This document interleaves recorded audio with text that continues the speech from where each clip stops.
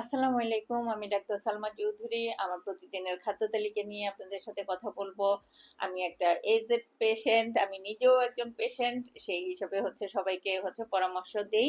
আমি প্রতিদিন সকালে কি খাই? আমি প্রতিদিন সকালে ৩ থেকে ৪ চামচ টক দই খাই। তো টক দই আমাদের শরীরে কি উপকার করে? এটা আমাদের শরীরে প্রথমত টক দই আমাদের শরীরে রোগ প্রতিরোধ ক্ষমতা বাড়ায়, আমাদের হার্টকে ভালো রাখে, আমাদের দাঁতকে ক্ষয়রোধ থেকে রক্ষা করে, আমাদের হাড়কে শক্ত করে এবং রোগ প্রতিরোধ ক্ষমতা বাড়ায়, বিভিন্ন জীবাণুর হাত থেকে আমাদেরকে রক্ষা করে। আর কি করে? আমাদের ওজন কমাইতে সহায়তা করে। টক দই আমাদেরকে খারাপ কোলেস্টেরল থেকে রক্ষা করে এবং আমাদের আহ সবচেয়ে বড় কথা, সে আমাদেরকে বিভিন্ন রকম রোগ প্রতিরোধ ক্ষমতা বাড়ায়, জীবাণুর হাত থেকে রক্ষা করে। ধন্যবাদ।